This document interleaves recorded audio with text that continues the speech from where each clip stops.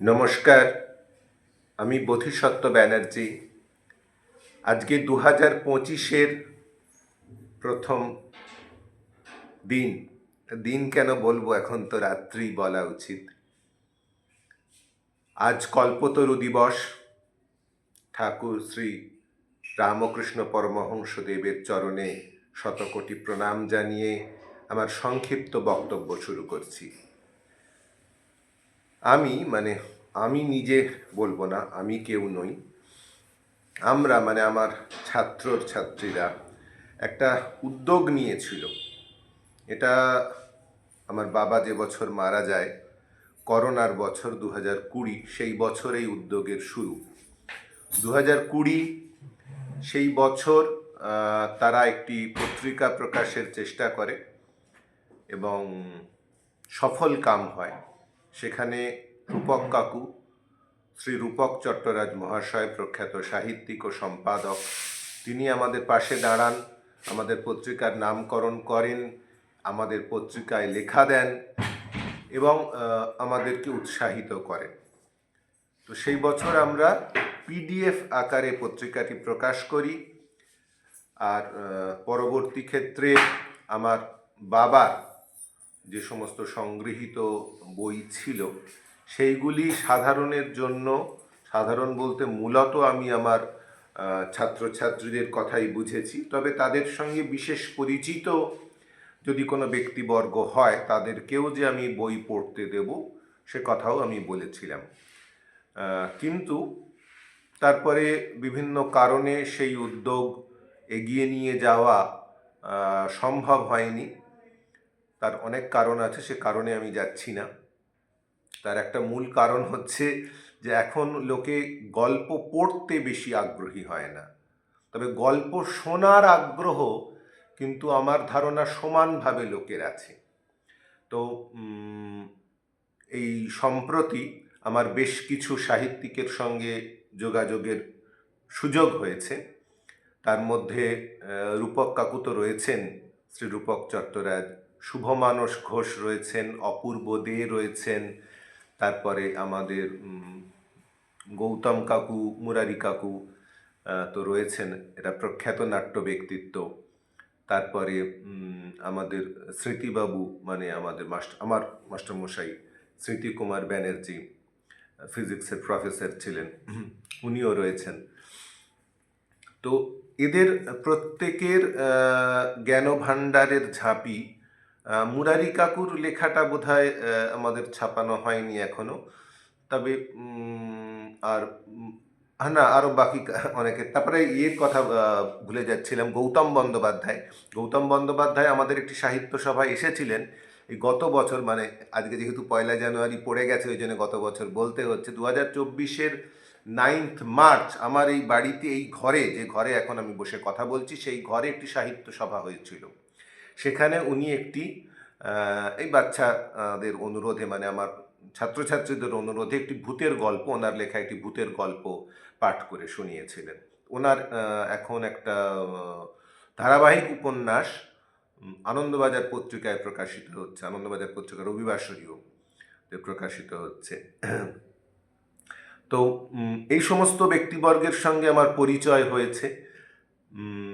আর লিখিত আকারে, লিখিত ছাপার অক্ষরে আমি এগুলি প্রকাশ করার চেষ্টা করেছি বিগত 2021, 22 এবং 23-এ, কিন্তু সেগুলি সংগ্রহ করার মতো আগ্রহী ছাত্রছাত্রীর অভাব আমি ক্রমশই লক্ষ্য করছি। বিগত বছরে আমি 50 কপি ছাপিয়েছিলাম, তার মধ্যে বেশ কিছু কপি এখনও আমার কাছে রয়েছে। কিছু কিছু ছাত্রছাত্রী আগ্রহ দেখিয়েছে, তাদেরকে আমি মূল যে মূল্য ছিল, আমার ছাপানোর যে খরচ পড়েছিল, তার থেকে কিছু কম মূল্যেই আমি পত্রিকাটি দিয়ে দেব, কারণ পোকায় কাটার থেকে কেউ বইটি পড়বে, সেটি আমার কাছে অনেক বেশি বাঞ্ছনীয়। তো আমি এবার থেকে, এটা আমার দিদিভাইও আমার সঙ্গে সহমত হয়েছে, এবার থেকে আমরা চেষ্টা করব পিডিএফ আকারে বই প্রকাশ করার, এবং যাদের ইচ্ছে হবে, যাদের মনে হবে যে সেইটিকে তারা প্রিন্ট করাবে, তো তারা বিভিন্ন জায়গা থেকে প্রিন্ট করানো যায়। আজকালকার ছেলেমেয়েরা অনেক বেশি ওয়াকিবহাল আমাদের থেকে, তারা প্রিন্ট করে নেবে তাদের প্রয়োজন মতো, বা তাদের শুধু লেখাটুকু তারা যদি চায় প্রিন্ট করতে সেটাও পারবে তারা করে নিতে। তো আমরা খামোখা এই ঝামেলার বইব না, কারণ এটাতে একটা আর্থিক চাপ থাকে এবং একটা মানসিক উদ্বেগও থাকে যে এতগুলি পত্রিকা ছাপা হলো, সেগুলি সবার মধ্যে বিতরণ করা প্রচুর একটা উদ্বেগের বিষয় থাকে। এমনিতেই আমাদের পারিবারিক অনেক ঝামেলা এবং শারীরিক কুশলতা, যারা আমার সঙ্গে নিয়মিত যোগাযোগ রক্ষা করে চলো, তারা প্রাক্তন হোক বর্তমান হোক, জানো যে আমার শারীরিক স্বাস্থ্য মানে শারীরিক অবস্থা এখন খুব একটা ভালো যাচ্ছে না। এই এখন যে চশমাটি দেখছো, এটি এখন Bimal Bimal Chakraborty, doctor Bimal Chakraborty, eye specialist, উনি দিয়েছেন যে চোখ মানে কাছের জন্য আলাদা চশমা আর দূরের জন্য আলাদা। তো আমি তিনটি গয়না আপাতত রয়েছে, দূরের জন্য দুটি, কারণ দূরেরটা তো না হলে আমি বাড়ি থেকে বেরোতেই পারবো না। তো এইসব ঝামেলা রয়েছে, আরও নানা রকম দিকের ঝামেলা রয়েছে। অত নিজের শরীর স্বাস্থ্যের কথা বলে সময় নষ্ট করব না। যেটা আমি বলতে চাইছি যে আমরা প্রতি 2 মাসে অন্তত একটি সাহিত্য সভার আয়োজন করব, এবং সেখানে একজন করে মোটামুটি পরিচিত মুখকে আনার চেষ্টা করব, যাদের মুখ থেকে তোমরা তাদের জীবনের লড়াই বলো, সাহিত্য চর্চা কিভাবে করতে হয় বলো, বা এই গৌতম কাকু মুরারি কাকুর কথা এই কারণেই বললাম যে নাট্যচর্চা কি করে করতে হয় বলো, মানে অনেকের এই বিষয়েও আগ্রহ আছে আমি দেখেছি। তো সব ব্যাপারটা সম্পর্কেই তোমরা জানতে পারবে। তো এই দিনগুলি পরবর্তী ক্ষেত্রে জানিয়ে দেওয়া হবে।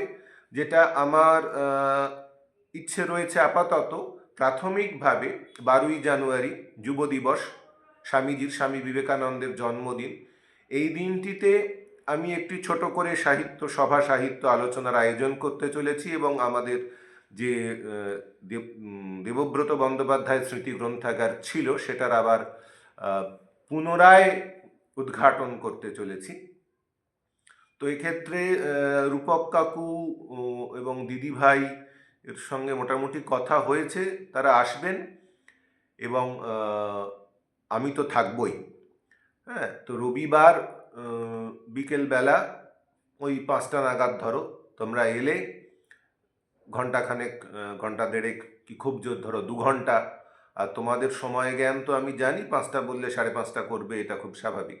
তো যাই হোক, তো করে আমরা একটা সাহিত্য আলোচনা, লিটারারি মিট করতে চাইছি, এবং সেখানে সেটা একেবারে বিনামূল্যে করব না, কারণ সেক্ষেত্রে আমরা একটা হিসেব পাই না যে আমি রূপক কাকুকে যেই আমন্ত্রণ করব বা দিদিভাইকে যে বলবো, বা আমিও যে সেটার জন্য গুছিয়ে বসে থাকব, তো সেগুলো করার জন্য তো আমাদের সেই যে সময়টা যে নির্ধারিত রাখবো বা করবো, সেটার জন্য একেবারে বিনামূল্যে করলে তোমরা জিনিসটাকে খুব ফালতু ভেবে নাও। এইটা যাতে না হয় সেটার জন্য একটা খুব ন্যূনতম মূল্য ধার্য করেছি আমি। এই প্রথমটির জন্য মাত্র 10 টাকা। এটা অফলাইন অনলাইন দুভাবেই তোমরা পে করতে পারো, এবং 12 তারিখ যেহেতু রয়েছে, আজকে 1 তারিখ আমি তোমাদেরকে বলছি, 2 তারিখ থেকে 10 তারিখের মধ্যে তোমরা যদি এটা পে করো, তাহলে 12 তারিখ যে অনুষ্ঠানটি হবে সেটাতে তোমরা অনলাইন অফলাইন দুটি মোডেই যোগ দিতে পারবে। অনলাইন হলে গুগল মিটে আমি লিংক পাঠাবো, তোমরা আগে আমাকে ফোন করে কন্ট্যাক্ট করবে যে আমি যোগ দিতে চাই, এবং আমাকে কিউআর কোডটা পাঠান, আমি 10টি টাকা পেমেন্ট করে দিচ্ছি।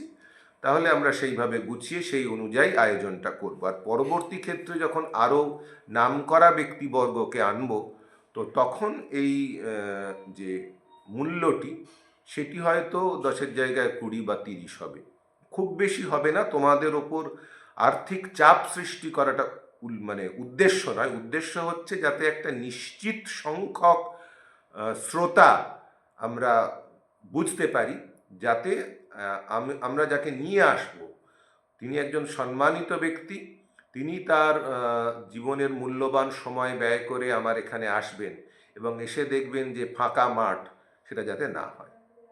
ধন্যবাদ।